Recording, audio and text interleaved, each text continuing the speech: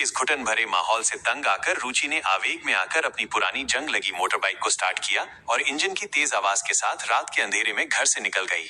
Bike को जमीन पर टिकाया और फूट फूट कर रोने लगी। आंखों से आंसू बह रहे थे और दिल में अपनी टूटी हुई दुनिया का गुस्सा भरा था। रोते रोते जब उसकी आंखें कुछ शांत हुईं, तो उसने पास की झाड़ियों में कुछ असामान्य हलचल देखी। पास जाकर उसने जो देखा उससे उसकी सांसें अटक गईं। वहां एक अजीब सा बड़ा जानवर, लेकिन जैसे ही उसने उस प्राणी की आंखों में लाचारी देखी, उसका डर करुणा में बदल गया। वो तुरंत अपने डर को काबू में करके उसके पास गई और सावधानी से उसे बांधने वाली रस्सी खोलने लगी। प्राणी दर्द से हल्की सी आवाज कर रहा था, लेकिन प्रतिरोध नहीं कर रहा था। जैसे ही वो आजाद हुआ, रुचि घबराकर अपनी बाइक की ओर भागी और तेजी से घर की ओर लौट आई। घर पहुंचकर उसने देखा सीमा और रमन की बहस खत्म हो चुकी थी। रुचि चुपचाप अपने कमरे में गई, लेकिन वो अजीब सा प्राणी उसके दिमाग से नहीं निकल रहा था। अगली सुबह रुचि देर से जागी, लेकिन जैसे ही उसने खिड़की से बाहर देखा, आसमान में कई सारे सैन्य हेलीकॉप्टर उड़ रहे थे जो शहर के बाहरी जंगल की ओर जा रहे थे। ये देखकर रुचि को तुरंत उस प्राणी की फिक्र हुई। कॉलेज पहुंचकर रुचि ने एक फौरन योजना बनाई। उसने अपने सबसे भरोसेमंद दोस्त समीर को पकड़ा और दोनों ने मिलकर एक गुप्त खोज और बचाव लिस्ट बनाई। पानी, प्राथमिक चिकित्सा किट और रात के लिए टार्च। जब वो कॉलेज से लौटी तो सीमा और रमन उसे लिविंग रूम में बुलाकर बैठे थे। सीमा ने रुचि को एक अजीब सा इलेक्ट्रॉनिक डिवाइस दिया जो किसी पुराने कॉइन, सिक्के जैसा दिखता था। ये अगले 24 घंटों तक तुम्हारी हर गतिविधि को ट्रैक करेगा। हमारी इजाजत के बिना बाहर नहीं जाना है। बिना कुछ बोले वो गुस्से में डिवाइस लेकर अपने कमरे में चली गई। रात का खाना खत्म होने के बाद रुचि ने चुपके से सीमा के हैंडबैग से उसकी कार की चाबी उठाई। वो गैराज में गई और कार का डिग्गी खोला। डिग्गी के अंदर उसे एक पुरानी दवाइयों का डिब्बा और एक चौंकाने वाली चीज मिली, एक छोटी हैंडगन। ये रमन की थी। रुचि ने दवाइयां और बंदूक उठाई और बाहर निकल आई। उसका लक्ष्य स्पष्ट था, उस एलियन को ढूंढना और उसे बचाना। बाइक पर सवार होकर वो फिर उसी वीरान इलाके में पहुंची। घंटों खोजने के बाद भी वो प्राणी नहीं मिला। उसने हार नहीं मानी। अपनी दूरबीन निकालकर उसने आसपास की पहाड़ियों को देखना शुरू किया। तभी दूर एक ऊंची पहाड़ी की ओट में उसे वो प्राणी दिखा। वो सिकुड़ कर बैठा था और लगभग हिल नहीं रहा था। रुचि ने उसे आवाज दी, लेकिन कोई प्रतिक्रिया नहीं हुई। उसने अपना छोटा कैमरा निकालकर वीडियो बनाने की कोशिश की, लेकिन प्राणी फिर भी बेजान सा बैठा रहा। रुचि को लगा कि शायद वो मर गया है। निराश होकर वो मुड़ने ही वाली थी कि अचानक वो भयानक दिखने वाला प्राणी हवा में उछला और सीधे रुचि पर झपट्टा मारा। प्राणी के भार से रुचि जमीन पर गिर गई। वो डर से कांप रही थी, लेकिन प्राणी ने उसे कोई नुकसान नहीं पहुंचाया। वो सिर्फ उसके चेहरे और कपड़ों को सूंघ रहा था। कुछ देर बाद वो 2 कदम पीछे हटा। रुचि को मौका मिला और वो झटके से उठी। रुचि ने पूरी तरह से पहचान लिया, ये एक एलियन था। उसने अपने बैग से एक सेब निकाला और उसे एलियन की ओर बढ़ाया। एलियन ने सेब को सूंघा, लेकिन खाया नहीं। तभी आसमान में हेलीकॉप्टरों की हल्की आवाज फिर सुनाई दी। भागो! एलियन ने आवाजें सुनी और बेचैन हो रुचि तुरंत घर की ओर भागी। बाइक पर बैठकर उसके मन में एक भयानक ख्याल आया। वो बंदूक और चाबी शायद गाड़ी में ही भूल आई थी।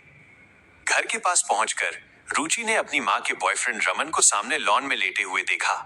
वह शराब के नशे में चूर था। फिर उसने गुस्से से पूछा, मेरी कार की चाबी कहाँ है? रुचि ने तुरंत झूठ बोला, मुझे नहीं पता, शायद माँ के पास होगी। जैसे ही वो घर में घुसने वाली थी, उसकी नजर झाड़ियों पर पड़ी। उसका दिल तेजी से धड़कने लगा। एलियन वहीं था। वह उसके घर तक पहुंच गया था। रुचि ने फुसफुसाते हुए एलियन को भगाने की कोशिश की। जब वो नहीं हिला तो रुचि ने अपनी बाइक उठाई और धीरे धीरे आगे बढ़ने लगी, इस उम्मीद में कि एलियन उसका पीछा करेगा। कुछ दूर जाकर रुचि रुकी। एलियन उसके पास आया, अपना मुंह खोला और अंदर से एक चिपचिपा गाढ़ा नीला तरल पदार्थ निकाला जो सीधे रुचि के मुंह पर चिपका। अगले कुछ सेकंड तक रुचि का शरीर हवा में झूलता रहा। उसका सिर घूम गया और वो बेहोश होकर जमीन पर गिर गई। जब रुचि की आंख खुली तो भोर हो चुकी थी। उसके बगल में एलियन भी शांत लेटा हुआ सो रहा था। वो उठी और धीरे से उस एलियन को गले लगा लिया। मैं तुम्हें छोड़कर कहीं नहीं जाऊं। वो एलियन को चुपके से घर ले आई और उसे पीछे के गोदाम में छिपा दिया, जहां कबाड़ भरा रहता था। उसी समय जंगल में पुलिस और सरकारी एजेंट्स एक दूसरे ग्रह के प्राणी की तलाश कर रहे थे। रुचि ने अपनी माँ को कॉल किया, बहाना बनाया कि वो अपनी दोस्त से बात कर रही है, लेकिन असल में वो ये पता कर रही थी कि सीमा काम पर गई है या नहीं। सीमा के जाने के बाद रुचि एलियन को लेकर गोदाम में आई। उसने उसे खाने के लिए कई चीजें दी, लेकिन उसने कुछ नहीं खाया। रुचि ने प्यार से उसका नाम जारा रखा। रुचि ने धीरे धीरे गुनगुनाना शुरू किया। जैसे ही गाना उसके मुंह से निकला, जारा की चमकदार त्वचा हल्के हल्के हिलने लगी। रुचि ने सोचा, या तो ये बहुत आनंद ले रहा है या बहुत डरा हुआ है। उसने जारा को कसकर गले लगा लिया और वे दोनों एक साथ बैठकर टूटी हुई टीवी स्क्रीन पर धुंधले शो देखने लगे। अचानक कार के हॉर्न की आवाज आई मां घर आ गई थी। रुचि घबरा गई। उसने चुपके से जारा को लेकर पिछले दरवाजे से बाहर निकलने की कोशिश की, तभी सीमा ने दरवाजा खोला। घर के बिखरे हुए हाल को देखकर वो तनाव में आ गई और तुरंत दवाइयां खाने लगी। इस मौके का फायदा उठाकर रुचि और जारा पीछे से निकल गए। तभी रुचि का दोस्त समीर अपना कैमरा लेने घर आया।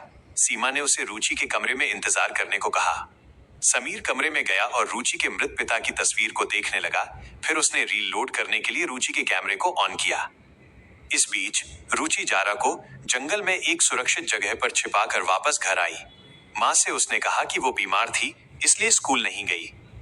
जैसे ही वो अपने कमरे में घुसी, उसने देखा कि समीर ने उसके जंगल वाले वीडियो क्लिप्स देख लिए हैं। वो बस एक जानवर था जो मुझे जंगल में मिला था।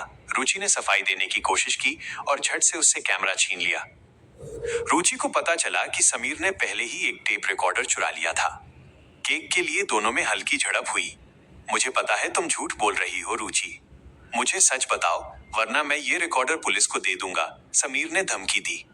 मजबूरन रुचि समीर को गोदाम में ले गई। जारा को देखते ही समीर के होश उड़ गए। जारा ने डरकर उस पर हमला करने की कोशिश की।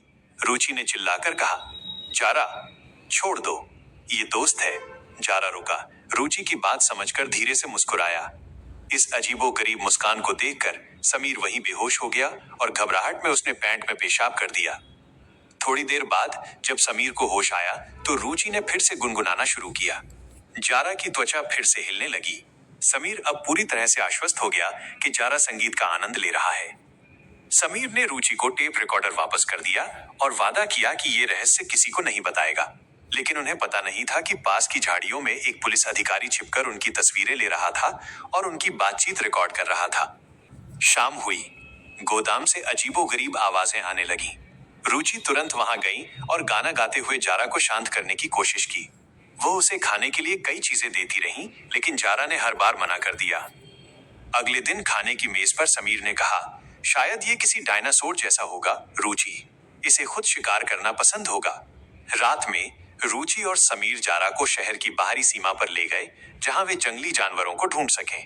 उन्होंने कुछ आवारा कुत्तों को घूमते देखा। जारा ने तेजी से उन पर हमला किया और उन्हें खा लिया। रुचि ने खुशी से समीर को गले लगा लिया और उसे धन्यवाद कहा। तभी जारा ने उन्हें देखा और एक अजीब तेज आवाज निकाली। दोनों तुरंत अलग हो गए। रात को जब रुचि जारा और समीर को गोदाम में छोड़कर अपने कमरे की ओर जा रही थी तो रमन ने अंधेरे में उसका बाल पकड़ लिया और उसे झटके से जमीन पर पटक दिया। मेरी बंदूक कहाँ है? उसने गुस्से में पूछा। रुचि ने डरते डरते सच कबूल किया कि उसने बंदूक चुराई थी और वो कहीं खो गई है। रमन का चेहरा गुस्से से लाल हो गया। तुम मेरी इज्जत नहीं करती क्योंकि तुम्हें मुझसे डर नहीं लगता, वो चिल्लाया और रुचि को दीवार पर धकेल कर उसका गला दबाने लगा। रुचि ने बचने के लिए रमन के हाथ पर जोर से काट लिया। रमन दर्द से चीखा, लेकिन उसने रुचि को कसकर पकड़ रखा था। रुचि की चीख सुनकर सीमा भाग कर आई और रमन को जाने के लिए कहा। इतने में गोदाम के अंदर जारा ने रुचि की चीख सुनी। वो भयानक गुस्से में आ गया। उसने जोर से दहाड़ मारी और गोदाम की दीवारों को तोड़ने लगा। पूरा घर इस कदर हिलने लगा जैसे जोरदार भूकंप आ गया हो। कुछ देर बाद सब कुछ शांत हो गया। इस घटना के बाद सीमा ने गुस्से में रमन से ब्रेकअप कर लिया। रमन वहां से जाने से हिचकिचा रहा था तो सीमा ने पास रखी बियर की बोतल उठाई और दीवार पर दे मारी। रमन गुस्से में बड़बड़ाते हुए घर छोड़कर चला गया। सीमा ने रुचि के कमरे में जाने की कोशिश की, लेकिन रुचि बहुत गुस्से में थी। उसने अपनी माँ पर चिल्लाया कि उन्होंने रमन जैसे इंसान को घर में क्यों रहने दिया। रुचि गोदाम में गई और जारा को शांत किया। तुम्हें यहाँ चुपचाप रहना होगा, किसी को शक नहीं होना चाहिए, उसने जारा को समझाकर कहा और वहीं सो गई। अगली सुबह दरवाजे पर दस्तक हुई। एक पुलिस अधिकारी बाहर खड़ा था। उसने रुचि से कहा कि उन्हें एक बंदूक मिली है जो रमन के नाम पर रजिस्टर्ड है, लेकिन उस पर रुचि के फिंगरप्रिंट है। रुचि ने बहाना बनाया कि उसने बस बंदूक को छू लिया था मजे के लिए। पुलिस वाले ने कहा कि बंदूक अब जब्त रहेगी और फिर रुचि को धमकी दी, अगर तुमने उस अजीब प्राणी के बारे में हमें कॉल करके नहीं बताया तो मैं तुम्हारे पूरे परिवार को गिरफ्तार कर लूंगा। उसी समय सीमा ने शिकायत की कि नल में पानी नहीं आ रहा है। उसने एक प्लम्बर को बुलाया। प्लम्बर घर के पीछे पानी की पाइपलाइन चेक करने गया। जैसे ही उसने गोदाम के पास की टूटी हुई पाइप के पास झांका, उसने जारा को देखा। प्लम्बर बुरी तरह से डर गया। डर के मारे उसने अपने औजार रिंच से जारा पर हमला कर दिया। इस अचानक हमले से जारा को गुस्सा आ गया। जारा ने पलटकर प्लम्बर को काट लिया। जख्मी और डरा हुआ प्लम्बर चीखता हुआ अपनी